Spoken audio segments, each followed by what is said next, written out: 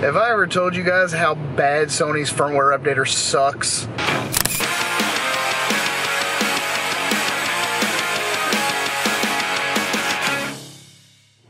Hey there folks, welcome back to the photo video show. I just finally got my Sony A6000 all firmwared up.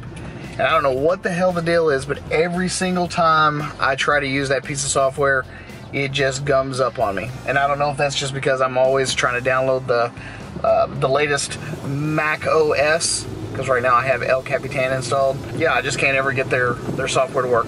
So it's not necessarily Sony's fault, but it always seems like it happens to me. And I even installed, and don't judge me, I installed Windows 8.1 on a virtual machine, thinking that that would probably help, and yeah, it didn't.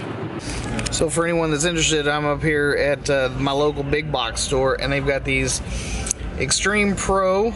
They've got up to 95 megabits read speed.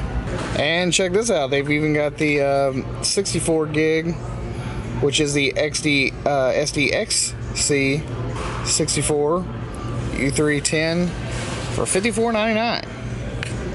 Bam.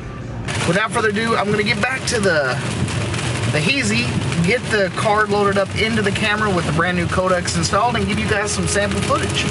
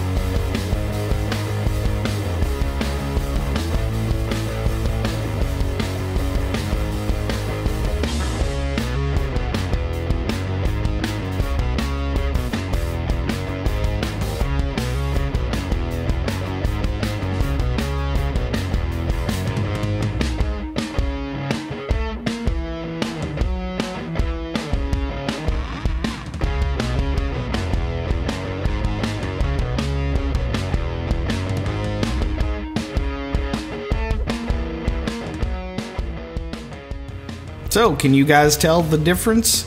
I doubt that most people really are going to be able to see a whole lot of the differences, but it mainly seems to be in the shadow detail. The XAVC-S codec seems to hold shadow detail much better than the AVCHD, but in this particular instance, I'm sitting here messing around with my cell phone, and this is where you're going to notice it the most, right here.